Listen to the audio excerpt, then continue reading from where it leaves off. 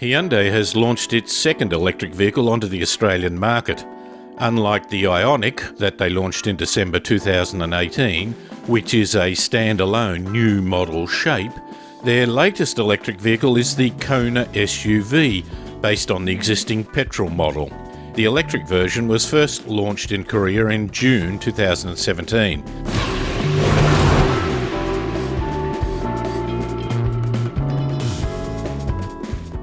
Like the experience of hybrids before them, this is bringing electric power into the mainstream models rather than just special different vehicles. There are two specification levels, the Elite and the Highlander. With improved overall performance, including an extended range, it is a great example of an electric vehicle, but it comes at a price. The outside style of the original Kona is distinctive without being over the top, and has been well accepted. We interviewed the designer of the Kona when it was first launched in Australia with petrol engines in 2017. The Kona Electric has a few cosmetic differences to the petrol models.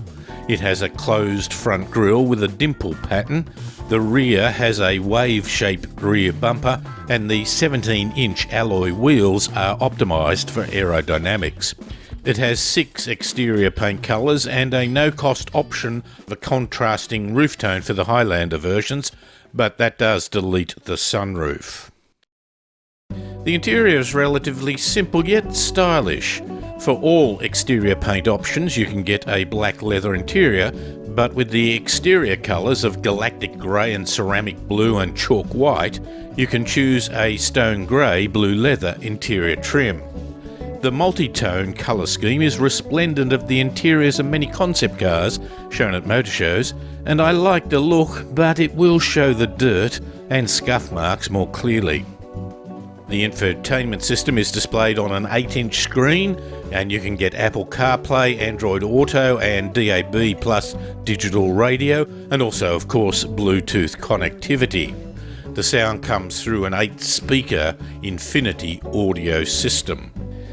The upmarket Highlander has a wireless inductive charging pad for mobile phones, with a feature I think is marvellous. The car warns you if you have left the phone in the holder when you get out. The dials in front of the driver are simple. Hybrid cars and many other vehicles have developed a plethora of visual information, but the Kona moves back to straightforward clarity. You can get helpful and feel-good information such as the available range and the kilometres you have recouped through regenerative braking. The electric Kona comes well appointed in comfort and convenience. The base model Elite includes auto dust sensing headlights, LED daytime running lights, rear park assist system, rear view camera, tyre pressure monitoring system, electronic park brake, smart key and push button start, climate control with automatic defog, and rain sensing wipers. There's another feature. I find at the end of a trip I am rarely in the mood to think of things such as when is the best time to charge the car and how much range is left. Therefore, I particularly like the Hyundai Auto Link module. The Kona Electric has the premium version of this system. With this you can link your car to your phone, and then in the quietness and comfort of your home you can log in and set the best time for recharging, such as making use of off-peak prices, and review other facts. Now if you move up to the Highlander you add some extra features including front park assist, LED headlights and front indicators, LED taillights, wireless charging pad as I mentioned, a glass sunroof, although that goes if you have a two-tone colour scheme, heated front seats, and they're also air ventilated, which in Australia's hot climate I think that's fantastic. You also get power drivers and passenger seats, and a head-up display. The electric power plant in the Kona is a beauty. With a very credible 150 kilowatts and a huge 395 newton meters of torque, it performed admirably. The big news is that the Kona Electric has a real-world battery range of 449 kilometres, and you can get an 80% charge on the fast 100 kilowatt charger in 54 minutes, or 75 minutes on the 50 kilowatt charger. If you plug it in at home to your 240 volt AC, charging will fill the battery up in 9 hours and 35 minutes. I started a launch drive in the city and found the Kona a calming vehicle to drive. Without as much noise and with very smooth delivery of power added to the comfort and safety features, it was a very complete package. With 4 drive modes, Eco, Eco Plus, Comfort and Sport, you can pick a power delivery for every occasion. Beyond the city, the Kona was really a very good grand tourer.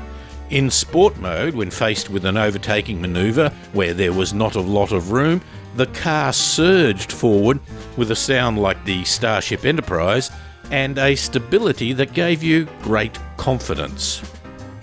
While the Kona is an SUV, the electric model is only front-wheel drive, and if you are starting out on a slight hill on dirt, the strong power and torque from 0 revs makes it very hard not to spin the wheels. The dimensions of the Kona Electric are nearly the same as the petrol version, and the rear cargo space is 332 litres behind the rear seats, or 1,114 litres with the rear seats folded.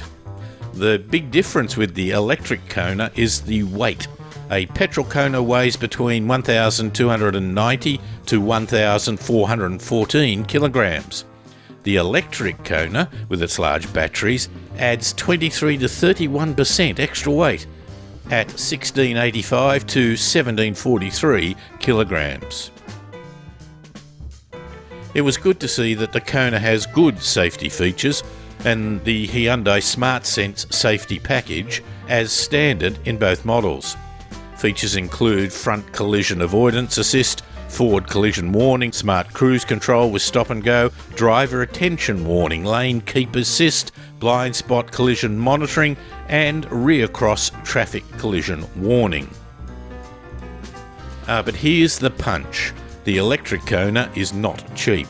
The base model Elite has a recommended price of a smidgen under $60,000, while the Highlander is $64,450.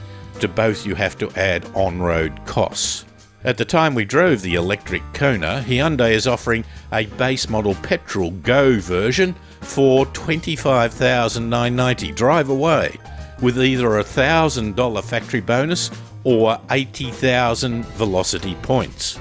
That is, of course, a base model, but the top-of-the-range petrol version is still some $25,000 or more cheaper than the electric car. Your fuel bills with the electric car will be reduced, as will your service costs, but this still means the electric Kona will target more at early adopters rather than across-the-board market segment. So, in conclusion, as far as electric vehicles go, the Kona is a great car.